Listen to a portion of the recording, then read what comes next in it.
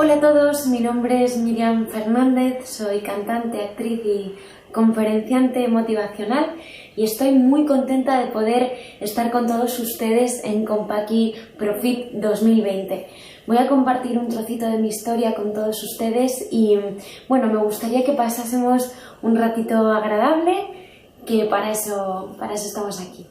Bueno, pues empezaré por el principio. Al poquito tiempo de nacer, en una familia humilde, mis padres eran muy jovencitos cuando mi madre se enteró de que yo venía en camino, no tenían prácticamente medios para poder hacerse cargo de un bebé, no tenían economía, pero aún así me dan la oportunidad de vivir, la más bonita de todas, y al poquito tiempo de nacer es cierto que se dan cuenta de que yo no respondo bien a los estímulos, que se me caía la cabecita así hacia adelante, que me dejaban por la noche en una posición y yo no me movía en toda la noche de esa posición. Entonces no sabían si es que era una niña un poco perezosa o me ocurría algo. Pero para quitarse de dudas, mis padres biológicos me llevaron al médico.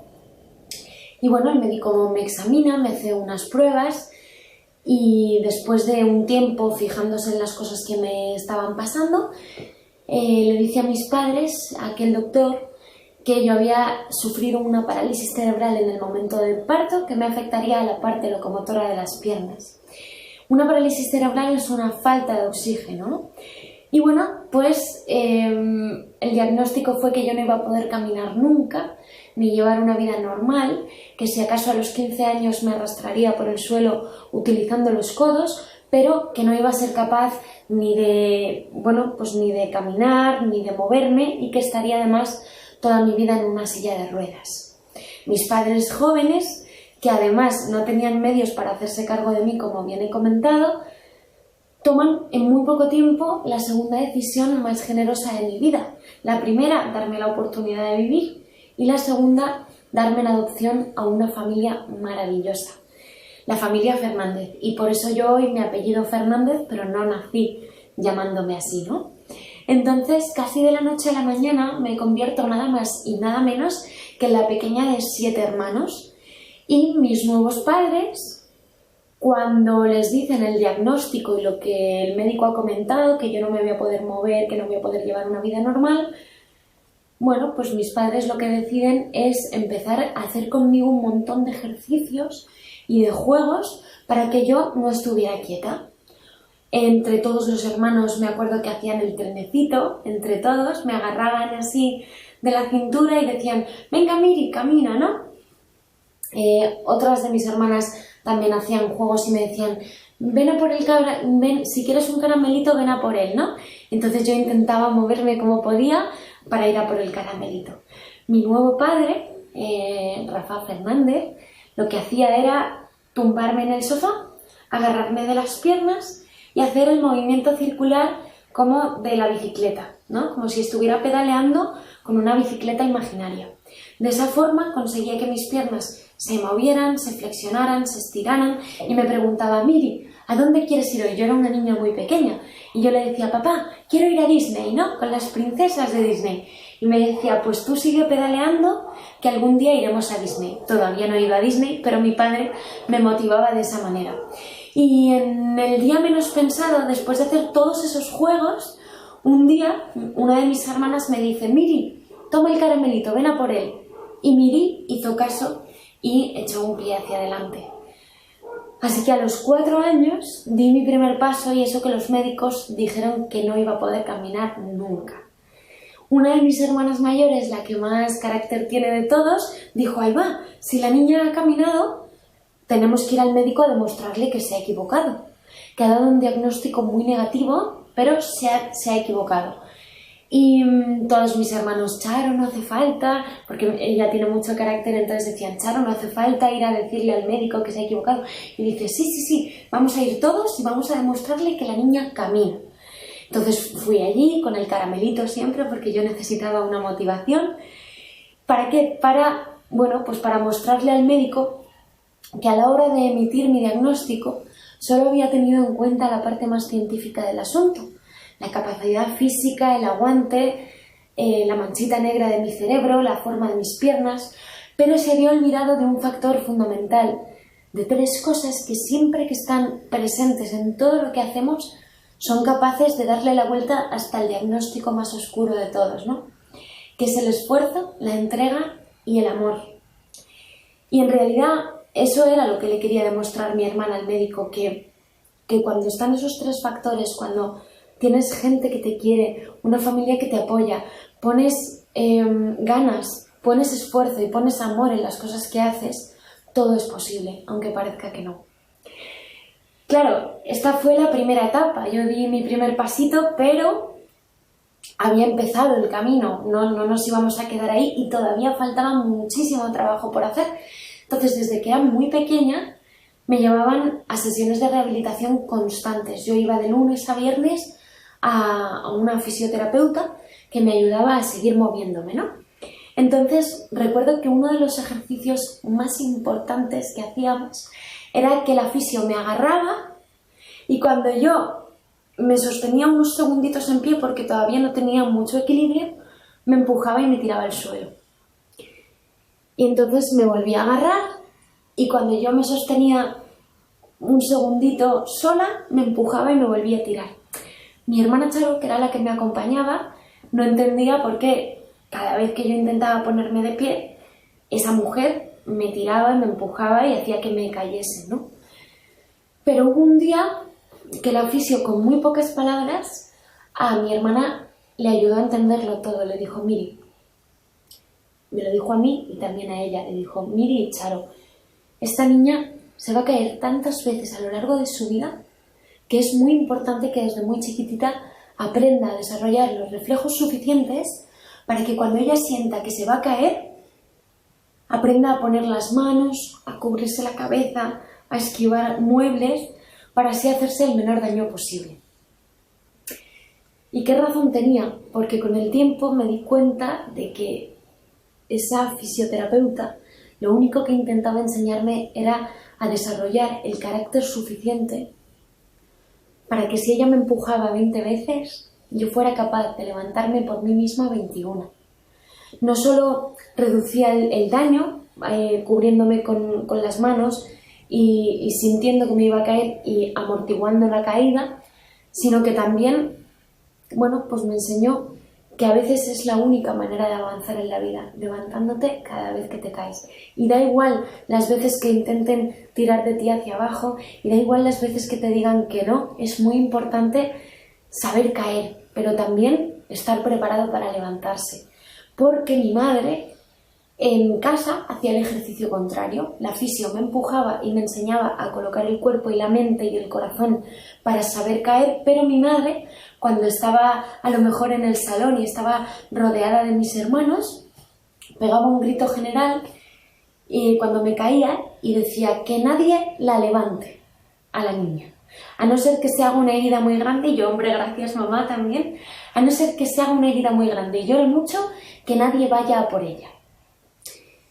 De esa manera también mi madre lo que estaba intentando enseñarme es que no siempre va a haber ahí alguien que te saque de un problema, sino que tienes también que aprender a desarrollarte por ti mismo para solucionar las cosas que vienen, ¿no?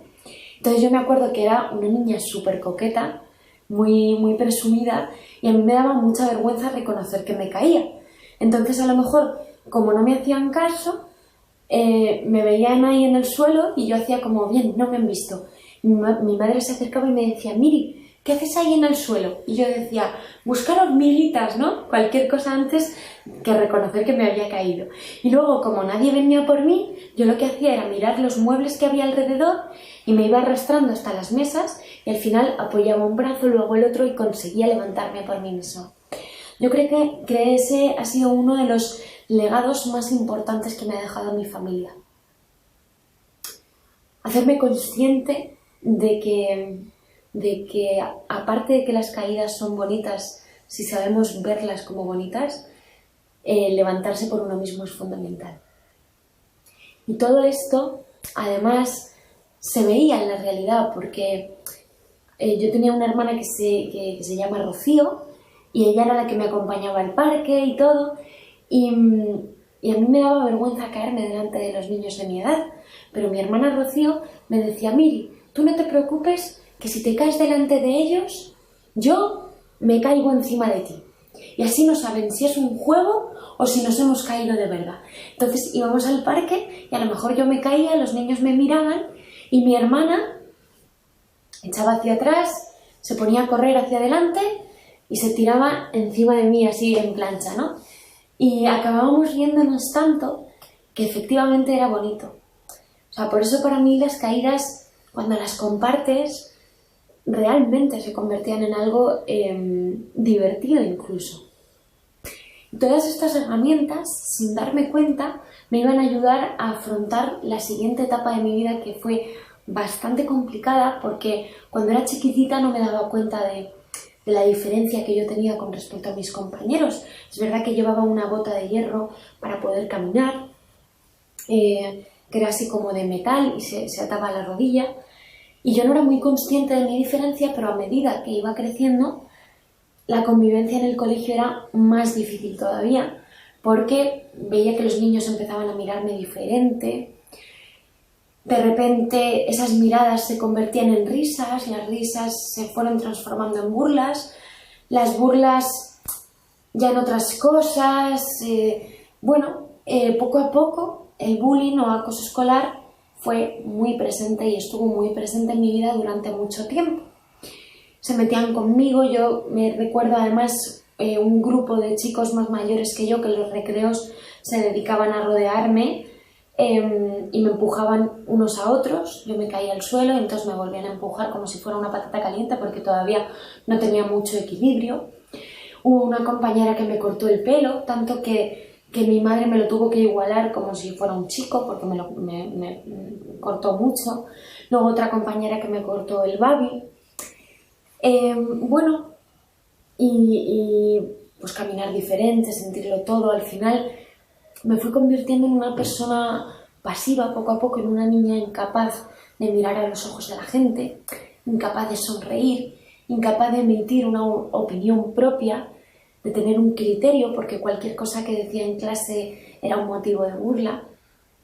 Entonces, poco a poco se me fue olvidando sonreír. Poco a poco se me fue olvidando lo que era tener ese carácter que mi familia se había empeñado en enseñarme, de caer y levantarse, de estar siempre fuerte, de poner amor, esfuerzo y entrega a las cosas, ¿no? Hubo un momento que yo me levantaba de la cama queriendo volver. Yo tenía mucho miedo, yo no quería ir al colegio. Y además era incapaz de contarle a mi madre todo lo que estaba pasando porque me daba mucha vergüenza reconocer que no tenía amigos y que no tenía un entorno, ¿no? Siendo una niña. El único momento que a mí se me olvidaba todo en el día a día era cuando llegaba a la habitación, encerraba los peluches conmigo, todos los peluches que tenía en la habitación los ponía en la cama, ponía a lo mejor un foco de luz, una barra de pegamento seco y hacía que era mi micrófono y me ponía a cantar canciones sin parar. Y en esos momentos que me encerraba y que cantaba, era feliz y se me olvidaba todo lo que estaba pasando en mi realidad de verdad, ¿no? En lo que es fuera de esas cuatro paredes de mi habitación. Pero ¿qué pasa cuando tú solo eres feliz en cuatro paredes, en una realidad paralela o solo en un momento determinado de tu vida, que era esas tardes en las que yo me recluía del mundo? Pues que al final, cuando sales de esa realidad que te has creado, todo sigue siendo igual. Mis compañeros seguían siendo los mismos, yo seguía teniendo el mismo miedo a enfrentarme a la realidad, a dar mis opiniones en clase. Sí que hubo un día que yo pensaba que todo iba a cambiar. Y fue porque un profesor nos dijo, venga, ahora cada alumno os tenéis que preparar un talento, el que tengáis. Uno puede hacer magia, otro puede cantar, otro puede bailar y luego en una tutoría lo vamos a mostrar al resto de compañeros. Y digo, bueno, pues esta es la mía, porque si he cantado para los peluches y si me he preparado tantas canciones para los peluches, pues ahora si lo hago bien para mis compañeros a lo mejor me gano el favor de alguno y nos hacemos amigos y si le gusta cómo canto, pues igual se acerca a mí. Entonces estaba en una sala, en una especie de gimnasio con todos mis compañeros, y cuando me iba a empezar a tocar mi turno, suena la música, yo ya estaba ahí en medio. Cuando voy a comenzar a dar la primera nota, la primera frase, de repente un compañero desenchufa la minicadena y la música se para y todo el mundo se empieza a reír. Y yo dije: Miri, ¿qué es lo que te gusta hacer en la vida? ¿Cuál es tu pasión? ¿Cantar? Pues vuelve a pedirle a tus compañeros que te pongan la música, por favor, e inténtalo de nuevo. Vuelven a poner la música, yo respiro hondo, y cuando va a sonar otra vez la canción, otro compañero sube y baja el volumen repetidas veces de la música y otra vez la risa general, ¿no? Y yo diciendo: Miri, ¿cuál es tu pasión? ¿Cantar? Pues vuelve a pedirlo. A la tercera, digo: venga, que esto ya es el intento definitivo. Bueno, pues ya estaba la risa tan floja, ¿no? Que bueno, pues no me dio tiempo ni a pronunciar una nota, porque todos se estaban riendo muy fuerte y fui incapaz de cantar. Bien, pues ese fue el único día de toda mi vida, y era muy chiquitita, que yo me bajé de un escenario sin haber terminado la canción.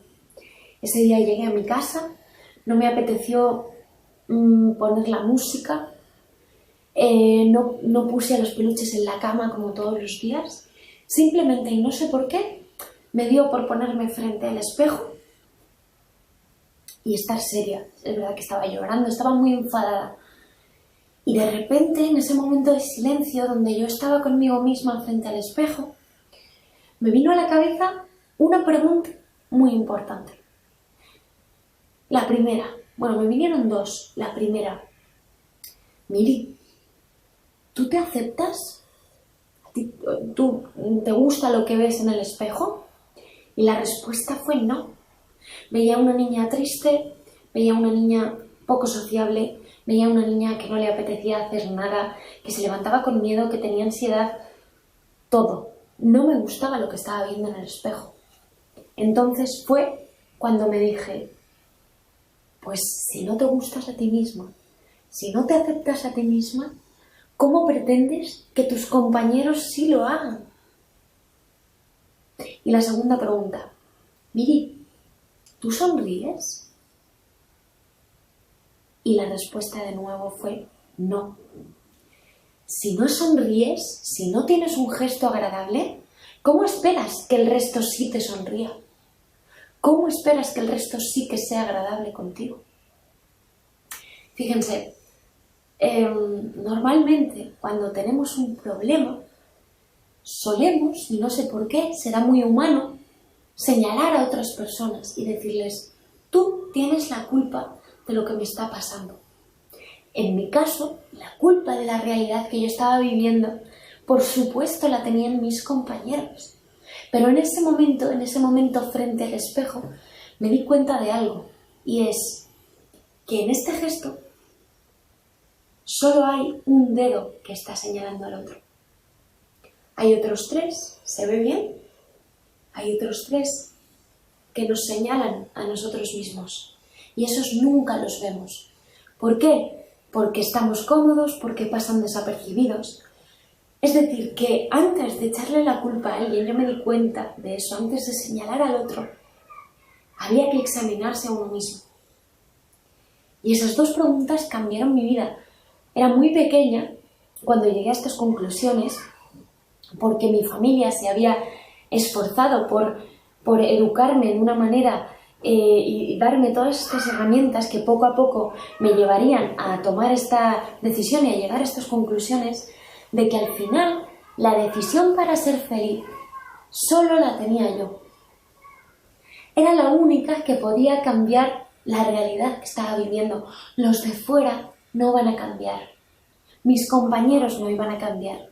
Pero yo sí que podía tomar la decisión de, o bien, seguir con la actitud con la que estaba, lamentándome por todo, preguntándome por qué a mí, por qué yo no puedo caminar como los demás, por qué yo no tengo los amigos que tienen los demás, por qué, por qué, por qué.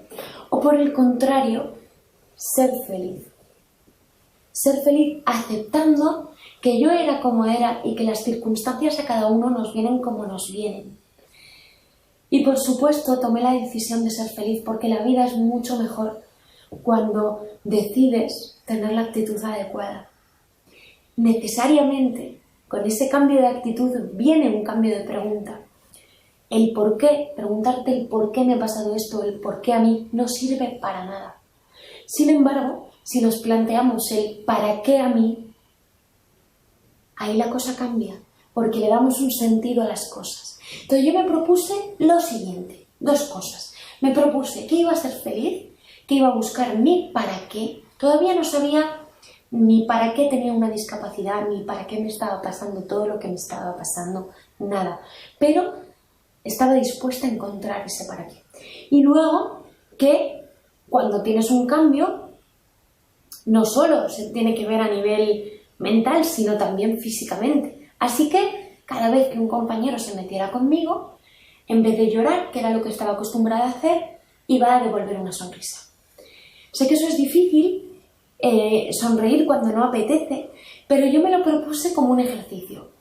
Venga, pues sonríe, sonríe. No fue de un día para otro, fue bastante complicado, pero poco a poco las cosas fueron cambiando. Porque el hecho de tener un gesto más amable, más agradable con mis compañeros, hizo que mis primeras amigas en sexto de primaria, que aquí en España, no sé cómo lo llamáis vosotros, pero aquí en España es sexto de primaria, que yo tenía 10 años, empecé a tener mis primeras amigas, las que se acercaron por primera vez y a día de hoy las conservo. Pero no solo eso, porque cuando tú crees en ti mismo, te aceptas, te quieres y te gusta lo que ves en el espejo, aparte de los amigos, vienen sueños, metas, aspiraciones y ganas de luchar por las cosas de verdad, fuera de las 4 paredes de una habitación. Decidí que a partir de ese momento, todo lo que me gustara iba a ir a por ello. Y que ese para qué ya llegaría más adelante, en otro momento, ¿no? Entonces, pues mi vida cambió porque recuerdo que mis primeras metas se empezaron a hacer realidad. Yo estaba por la calle con mi hermana Charo y de repente veo competición de natación para niños, ¿no? Y le digo a mi hermana, oye, pues me puedo apuntar porque aunque yo solo nado moviendo los brazos, pues otros niños, aunque muevan también las piernas, pero yo sé nadar y a lo mejor puedo hacer algo, ¿no? Entonces me dice mi hermana, venga, vale, pues te apunto a la competición. Yo tendría unos 11 años para este entonces. Y cuando voy allí, me ve la recepcionista, me mira y le digo, oye, que yo quiero apuntarme a la competición que tenéis. Me mira y me dice, pero tú vas a poder, porque no sé si sabes nadar o si puedes. Y yo, sí, no hay problema. Yo llevo nadando desde muy pequeña, ¿no? Entonces me preparé muchísimo para esa competición, un montón de horas nadando. Y cuando llega el gran día, bueno, pues entro allí, todos los niños me miraban por caminar mal. Hubo una madre que se atrevió a decirle a mi hermana, yo no quiero que tu hermana se meta en el agua con mi hijo, no vaya a ser que le pegue algo. Y mi hermana, no, le voy a pegar yo a usted otra cosa, no sé qué. Y yo, Charo, tranquila, que yo he venido aquí a nadar, que no pasa nada, que lo que me diga la gente ya no me afecta. Antes sí, pero ahora no. Y yo he venido aquí a cumplir mi sueño de hacer una carrera hasta el final, ¿no? Entonces, me acuerdo que ya estábamos en la línea de salida, preparados para nadar. Había niños que se tiraban desde arriba, yo me impulsaba desde abajo. Había un montón de ruido y de repente se hace el silencio. Solo se escuchaba el agua. Y dice el monitor, ¡preparados! ¡Pi! Y yo empiezo a nadar. Y empiezo a nadar, y empiezo a nadar. Y cuando toco con las 2 manos del bordillo y termino la carrera, salgo del agua, y había quedado la última, no sé qué os esperabais, pero yo estaba contenta, porque había terminado la carrera. Y salgo de allí, me dan la típica medalla por participar, me decían, Muy bien, bonita. Pues por haberte esforzado tanto, una medallita, ¿no? Yo estaba feliz con esa medalla. Y todos, ay, te habíamos dicho que ibas a perder, porque pobrecita, porque... Disculpen porque he tenido que hacer un pequeño corte en el vídeo porque de repente un vecino mío se ha enfadado, ha empezado a gritar por ahí por el portal y se ha colado todo el sonido. Pero no pasa nada porque estas son las cosas del directo y de dar conferencias en casa y de contaros la historia en casa, bueno, pues que al final hay este tipo de cosas. Pero no pasa nada porque todo con naturalidad. Y como os estaba contando, bueno, pues me dieron esa medallita de consolación, por decirlo de alguna manera, ¿no? Por haber participado. Bueno, bonita, pues nada, por tu esfuerzo, por tu amor. Y yo, pues me fui de allí contenta porque al final había terminado la carrera, que era lo que yo había ido a hacer allí. A mí no me importaba ganar o perder, a mí me importaba terminar la carrera hasta el final. Pero es verdad que me gustó tanto nadar y me gustó tanto la sensación de competir que le dije a mi hermana mayor, Charo, tenemos que buscar una federación de deportes para personas que tengan mis mismas circunstancias físicas y así podemos competir en igualdad de condiciones. ¿Vale? Entonces estuvimos buscando como detectives y dimos con una federación de deportes, de natación concretamente, para personas con algún tipo de discapacidad. Entonces dije, esta es la mía porque al menos así voy a poder competir y tener la misma opción de ganar, ¿no?, que el resto. Y entonces voy allí y me encuentro a un entrenador que me dice, Miri, te vamos a preparar ya directamente la prueba, te la vamos a hacer en un campeonato de España. Y yo diciendo, madre mía, o sea que hay un campeonato súper cerca y ahí van a decidir si me meten al equipo de Madrid, si no y tal.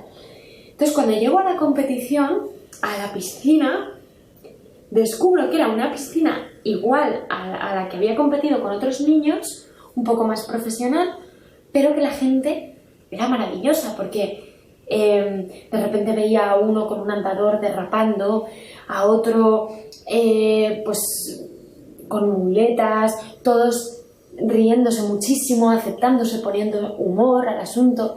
Yo me acuerdo que nos preguntaban, ¿qué tal andas? Y le decías, pues despacio y coja, pues no me ve. Y entonces la gente se quedaba como, ala, lo que ha dicho. Pero para nosotros era divertido.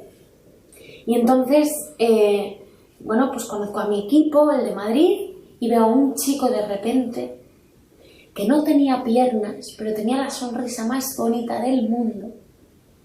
Y le digo a Charo, me he enamorado. O sea, Pablo, que es como se llamaba este chico, a partir de ahora va a ser mi motivación para ir a entrenar. Os podría decir que yo era una chica que tenía para ese entonces 12, 13 años, pues que era una chica con un montón de fuerza de voluntad, que también, pero he de reconocer que había veces que no me apetecía ir a entrenar, pero pensaba, Miri, que va a estar Pablo, igual esta vez consigues conquistarle, y decía, pues venga, para arriba, ¿no?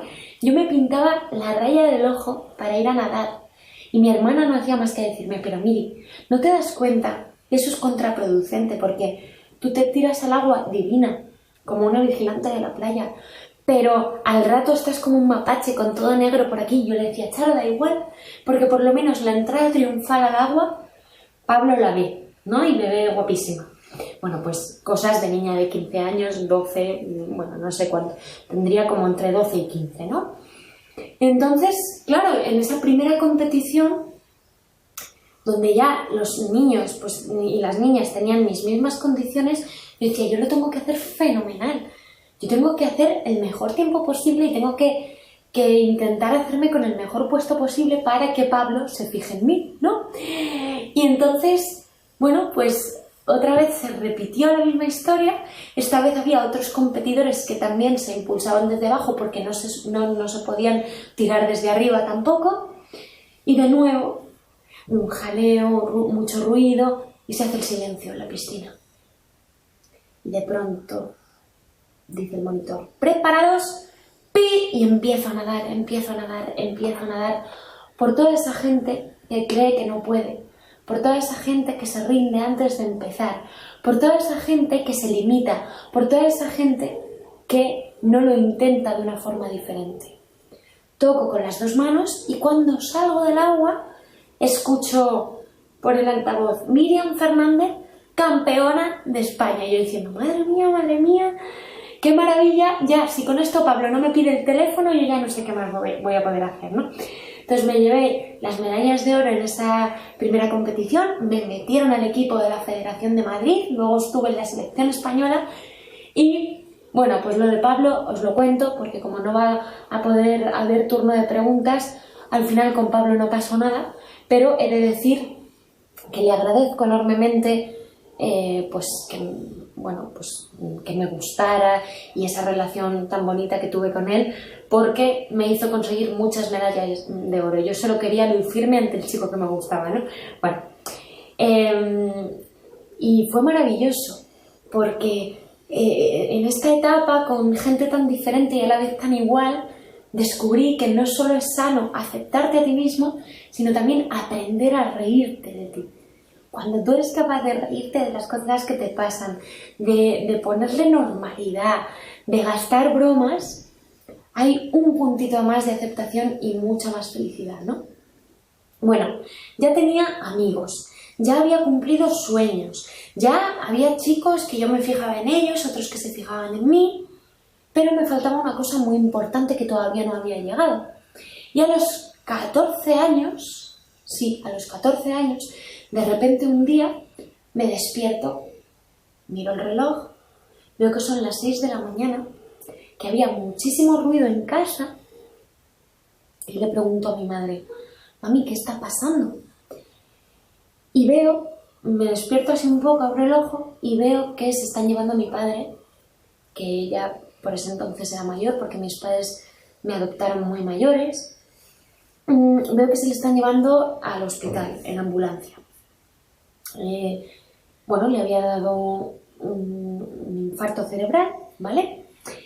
Y me dice mi madre, tú te vas a quedar aquí, hoy no vas a ir al colegio, no vas a hacer nada, quédate en casa por si necesitamos los papeles de tu padre o lo que sea, que nosotros nos vamos a ir para allá para todo lo que pueda pasar al hospital, ¿no?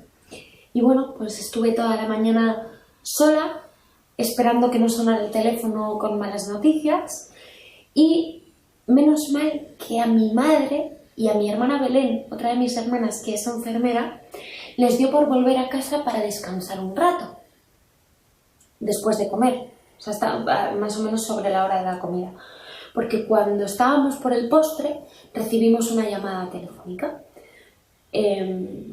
Descuelga a mi hermana y dice, sí, era mi hermana Rocío. Oye, Rocío, no te entiendo lo que me estás queriendo decir, no vocaliza mejor porque no se le entendía nada de lo que estaba diciendo. Oye, Rocío, no es momento para bromas, no sé si es que has bebido, no sé si es que te pasa algo, pero que voy a colgar, que no te entiendo. Y justo cuando va mi hermana Belén a colgar a mi hermana Rocío, de repente solo entiende una palabra, que es la palabra ayuda. Entonces ya se queda así mi hermana Belén y dice, oye mamá, no he entendido nada de lo que ha querido decir, pero creo que ha dicho ayuda. Entonces fueron corriendo a la casa de mi hermana Rocío y cuando abre la puerta, Belén con mi madre le dice, no la toques mamá, porque le acaba de dar un infarto cerebral a Rocío y entonces pues no se la puede tocar.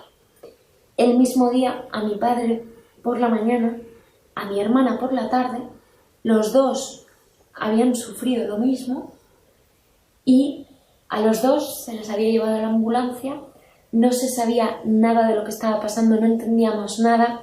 Decían que mi padre se iba a salvar, pero que mi hermana no, mi hermana con 30 y pocos años, decían que se moría, que no iba a superar pues esa noche.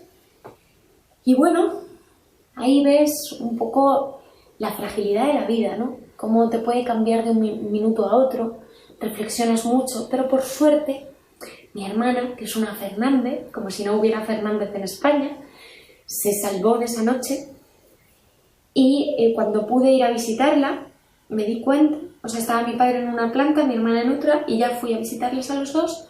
Mi padre estaba mucho mejor, recuperado, poco a poco, caminando, y mi hermana, cuando ya por fin pude descubrir lo que ese infarto cerebral le había provocado, Bueno, pues me la encuentro con una hemiparesia, la parte izquierda de su cuerpo completamente inmóvil. No podía beber porque se le caía por un lado el agua.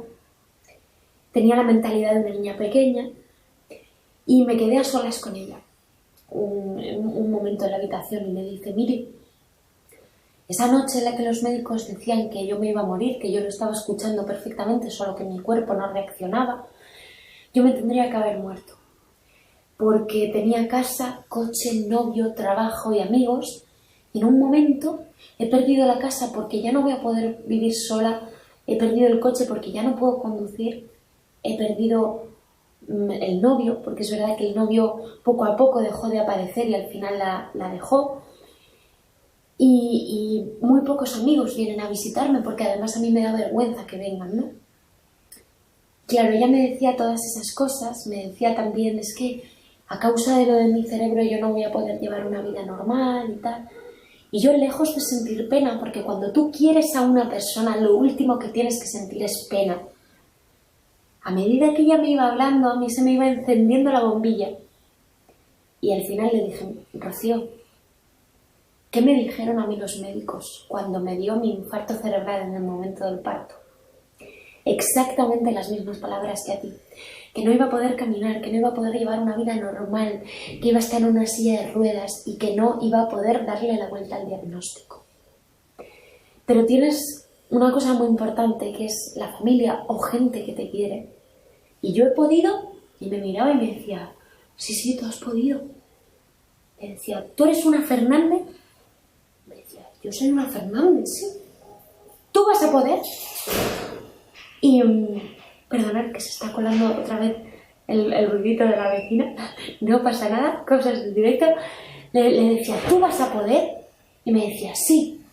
Y de repente yo veía que a mi hermana se le cambiaba la cara, cambiaba el llanto por una sonrisa, se secaban las lágrimas, me agarraba de la mano y me decía: si tú puedes, yo puedo. Soy una Fernández, ¿no? Y en ese momento yo descubrí lo que me faltaba, lo más grande. Que teníamos muchos hermanos, pero que yo era la única que podía ayudar a mi hermana desde la empatía, desde el saber lo que se siente al caminar diferente. Podía ayudarla también para tomárselo mejor, para ponerle humor. Era la única. Porque yo lo había vivido y porque yo tenía una circunstancia que ahora podía poner al servicio de ella. Había descubierto un para qué de mi discapacidad muy grande, que es cambiar un llanto por una sonrisa en mi hermana y descubrir a partir de ese momento que lo que yo tenía no era un andador, que ahora es lo que necesito para caminar, sino una herramienta para poder no solo ser yo más feliz, sino también poder hacerle la vida un poco más agradable a la gente que yo tenía alrededor. Al final lo que vemos como limitaciones, si sabemos verlo desde el prisma correcto, lo podemos convertir en nuestra mayor fortaleza. Y a partir de ese momento que yo descubro el para qué me había pasado todo lo que me había pasado, empecé no solo a aceptarme más, sino a amar mi circunstancia y a entender que absolutamente todo tiene un para qué. Y el para qué no llega ni cuando nosotros queremos, ni de la forma que nosotros queremos, pero siempre llega. Entonces, ahora mismo, por ejemplo, con las circunstancias del COVID, de todo lo que está pasando en el mundo, pues también hay un para qué, aunque sea una circunstancia tan complicada, pero también lo hay. Solo hay que tener la actitud necesaria. Y el esperar, ser paciente y entender que la vida al final depende, y la felicidad dependen del prisma desde el que nosotros queramos ver lo que nos rodea.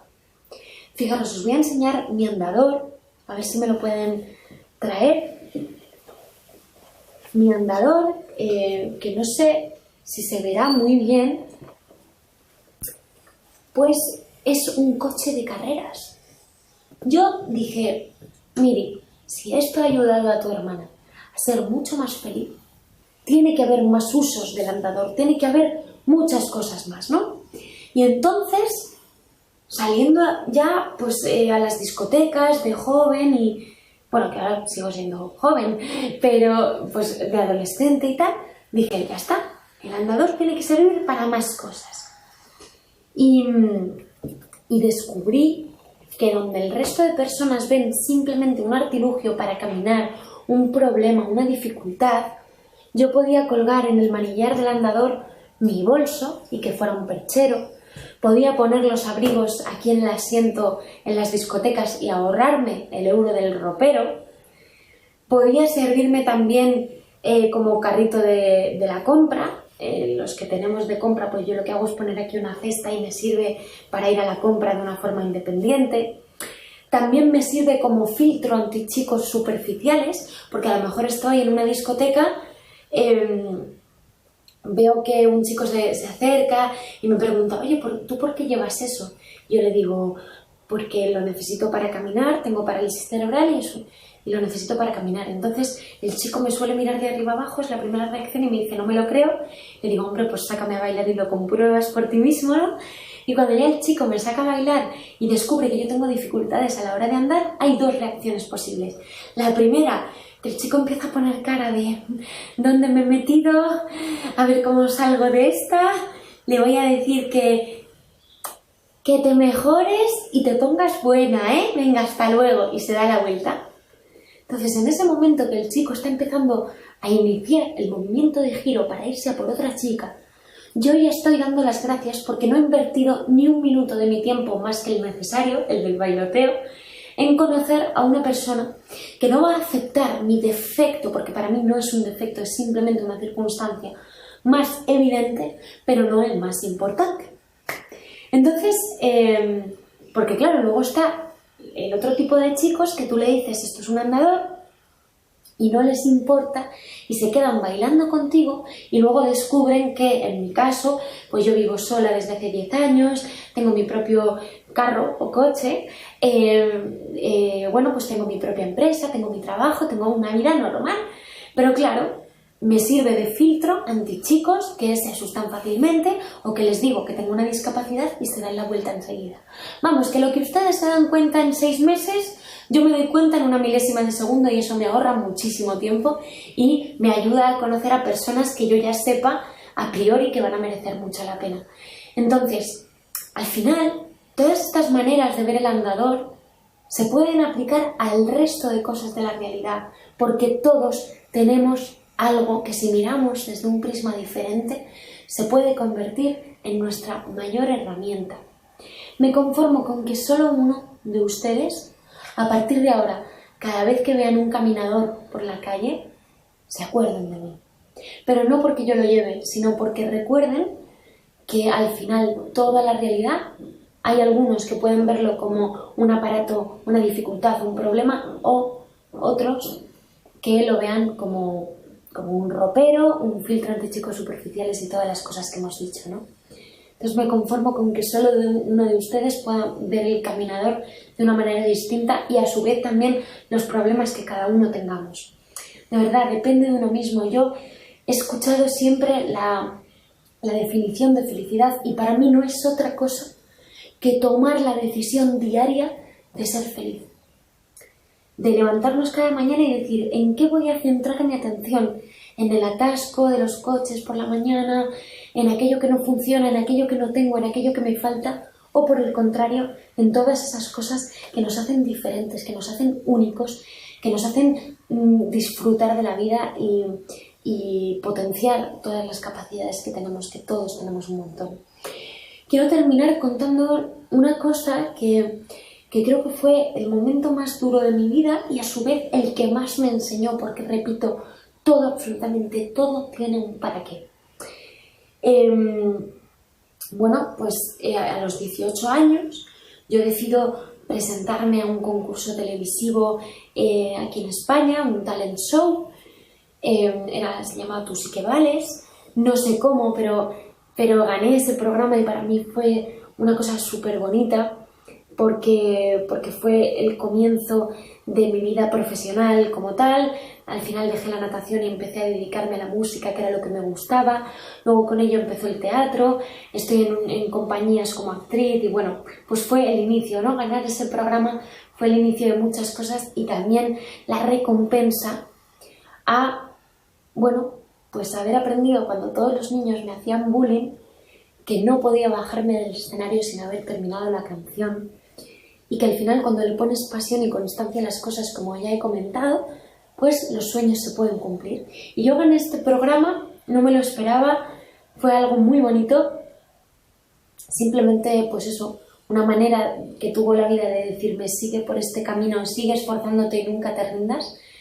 Y ese mismo año, porque yo cuando tenía 18 años gané el programa en febrero, en noviembre de ese mismo año, bueno, pues me dicen que tengo que volver al hospital, que mi padre se había vuelto a poner malito y pues yo esperaba encontrármele como siempre, recuperado, quejándose de lo mala que estaba la comida en el hospital y ese tipo de cosas, ¿no?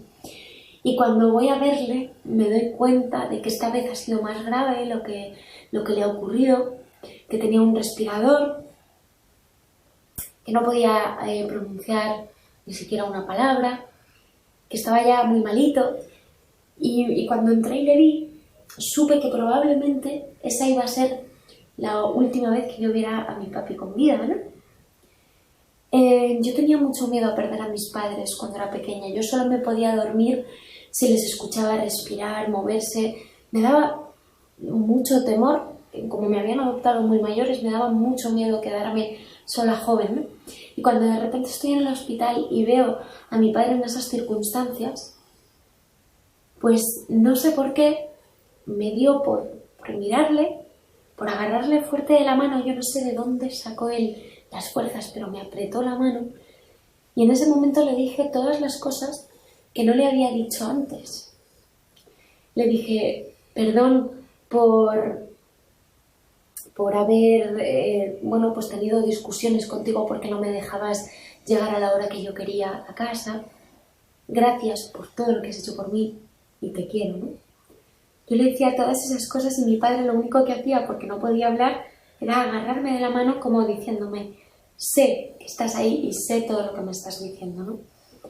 Entonces, bueno, me despedí de él pensando volver al día siguiente y no fue posible porque esa noche mi padre falleció a las 3 de la madrugada, ¿no?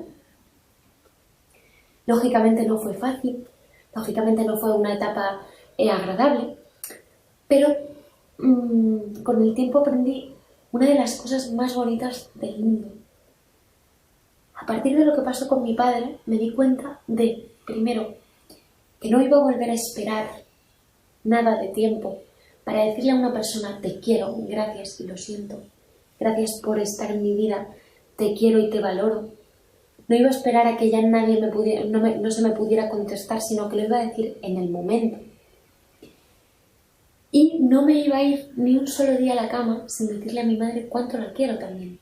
Actualmente mi madre tiene 80 años y un problema del corazón. Por suerte el COVID-19 no le ha afectado porque la hemos cuidado mucho, hemos tenido como mucho cuidado de que no le pasara nada. Ha estado recluida sola con mi hermana Rocío. Pero claro, yo en ese momento dije, es que algo tan duro como puede ser el fallecimiento de un ser querido me ha enseñado que las cosas se dicen hoy, que la vida es un regalo y que por mucho que a veces las cosas vayan mal y nos empeñemos en ver lo negativo de la vida, no somos conscientes de lo afortunados que somos por el simple hecho de abrir la puerta y que estén nuestros seres queridos ahí esperándonos. No somos conscientes de lo afortunados que somos por tener un amigo. Y no hace falta haber pasado una infancia llena de bullying y sin amigos para darse cuenta del valor que tiene tener un amigo y de lo afortunados que somos por ello. No hace falta que la vida de una hermana cambie de un minuto a otro para darse cuenta de que hay que estar en el presente, hay que vivir las cosas que nos da la vida y hay que tener la actitud adecuada para disfrutarla. Porque al final te puede cambiar en un segundo.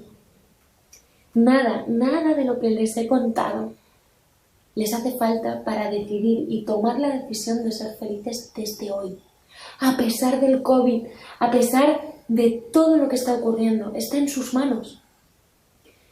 Ser de esa clase de personas que se lamentan porque es lunes, martes o miércoles y solo son capaces de disfrutar un viernes, o decir, perdonen, que ya tengo motivos suficientes para sonreír, para ser feliz y para tomar mis propias decisiones en la vida. El momento es ahora. Y de verdad, sé que es una etapa muy complicada, que el mundo ha cambiado de un día para otro, que es muy raro toda esta pandemia, pero en serio, en estos momentos, más que nunca, es cuando tenemos que agarrarnos a las cosas bonitas que tenemos, que son muchas, muchas. Lo que pasa es que a veces son tan cotidianas que pasan desapercibidas. Pero como les he comentado a lo largo de mi historia, hubo un momento de mi vida que yo decidí cambiar un llanto por una sonrisa. Y a partir de ese momento me di cuenta de la importancia que tiene sonreír. Así que, para despedirme, les quiero dar un último mensaje. Dejen que su sonrisa cambie el mundo, pero nunca dejen que el mundo cambie su sonrisa. Muchísimas gracias, ha sido un placer y espero que dentro de poco tiempo pueda ir presencialmente, visitarles y poder conocerles, que nada me haría más feliz. Un besito fuerte. ¡Y viva México!